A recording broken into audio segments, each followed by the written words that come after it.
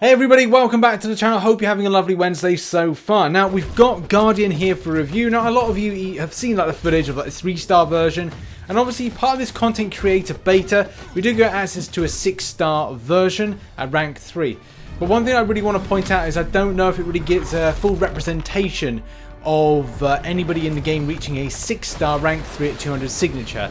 It's a very kind of incorrect type of delivery, and even though I would probably say a lot of the other content creators will probably create 6-star rank 3 versions, I've decided with this particular review to focus on the 5-star at rank 565 for 200 signatures, because it is a lot more easier to get. Again, use that term, easier to get, based on the fact that, let's see, it's more believable that at some stage you would get this before getting the 6-star version at rank 3. However, big whales will big whaling.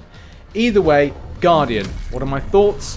What are my feelings towards this character? I'm going to show some footage on top right now as I just cast a few thoughts. Now, look, you've all seen the 3-star version out in the community. We've all seen the footage. We know that it's God tier potential, but obviously sustaining that, getting to it, is going to be a different process, and the process might be very different to what you're used to, because effectively all that basically shows is using a 3-star, it takes a little while to build up by SP3 spamming to get those permanent force charges, to then be able to smash out an SP2 to then do an excessive amount of damage. And I've played about with a few type of configurations with how that fight battle should play out. Also, just kind of like point on screen what I'm talking about is that by throwing an SP3 you gain 6 indefinite force field charges, and also when you do the SP1 there is a way to activate, or after activation, gain 3 force field charges, but the indefinite ones are the ones you want to get, and then as well hit into an SP2. When I was using the 5-star at rank 565 with 200 signature version, this one, even though this doesn't really amplify the damage, it's just handy to have there for excessive means. So like, you know, block proficiency is a lot higher, energy resistance is a lot higher, bleed resistance is a lot higher, and critical damage resistance is a lot higher. Those are your defensive and tanky type aspects.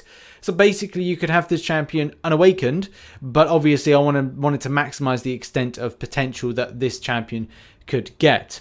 So basically, when it comes to, yes, building up those indefinite force field charges, and then with the SP2, the SP2 basically is as follows. The first hit consumes all force field charges, increasing attack rating by 2,876.25 for each force field charge for the duration of the special attack. Obviously, that will depend on rarity, and do bear in mind, as I said, there will be other Marvel Contest Champions YouTubers putting out content that represents something that would be 6-star and rank 3. That is my guess, that is my assumption, and obviously we'll have to see if everyone else puts up those kind of videos. However, does that represent what you're logically going to get first, which, as I said, is more than likely to be the 5-star version. And again, the same principle, that is an unawakened 5-star version, which you're more than likely to get more easily, gonna do the business. Now, yes, it will do, because the signature ability doesn't represent anything of increase of damage. Obviously, it helps out for the numbers when it comes to the attack, and as well, that's the only thing that it really kind of helps out towards, just increasing maybe the damage you do. However, though, if it is going to be based on rank, and it's also going to be based on the rarity, then a 5-star unawakened will be significantly useful. So that's the thing. Get those indefinite charges by throwing the SP3, then throw an SP2, and you're going to be doing a hell of a lot of damage. I also like the fact that they've got this here, and this is the utility side of things. The attack cannot be evaded by mutant champions. Bye-bye, Nightcrawler. Nice try, bye-bye, and you're going to eat some damage. I love it. This is the point in time we must kind of focus on the utility side of things. What's about this champion that's really good? Well, it's a great defensive-based champion, and I'm probably going to see a lot more of this being considered to Alliance Wars defense, which is good because it ticks 2 boxes. But at the same time, if you want to use this champion in other content, then do bear in mind it would probably be locked to Alliance Wars, and also it's just going to be a really decent champion to rank up in general, and also level up with prestige factors to it. Not going to say it's the best prestige-based champion out there, but it's still there.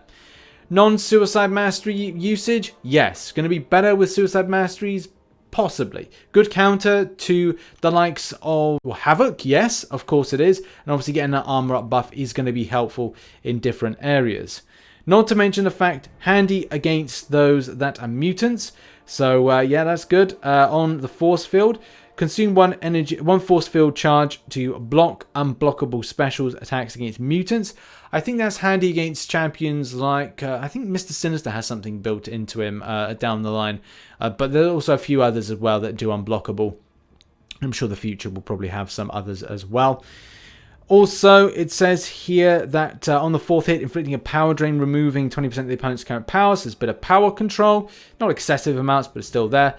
And as well, the taunt debuff can be of use in different circumstances when enemies don't want to throw specials, because it does happen.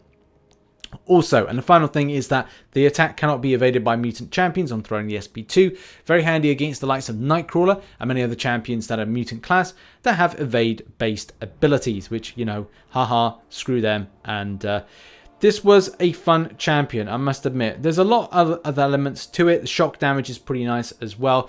And yeah, I thoroughly enjoyed this. It speaks towards my kind of brawler-ish enjoyment for the game. I like to just brawl, I like to just fight, I like to be scrappy, and it works quite well for that. And the energy resistance, the block proficiency, all that stuff helps out towards the mistake side of things, and obviously the time in the block.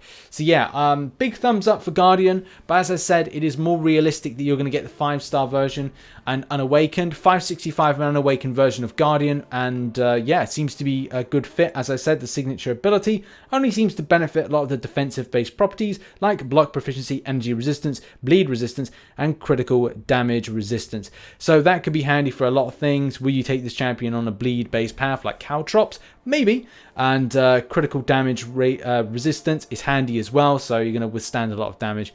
So yeah, great champion, thoroughly enjoyable. I would recommend Guardian, and to be honest, when it comes to Sasquatch, that video is going to be out on Monday. So yeah, like I'll talk further about that. Synergies wise, not really, kind of like needed to be in a synergy grouping. And I tried out 2 synergies. One that was a build with a lot that I've seen, like Nick Fury and the Romance synergies to build up power to SP3s quicker. And as well, looked at the idea of having it with the synergies in place. And to be honest, it did the same. I wasn't expecting anything massively, but still, you know, it helps out towards things like a very kind of tanky, blocky champion, but also is able to do the business on damage numbers from debuffs, and as well through the medium of those force charges, SP3 and SP2 dynamic of attack. But yeah, check out this champion if you're interested. Thanks so much for watching this video. Check out some other content that I'll probably put on screen now, and I'll see you in the next one. Bye bye for now.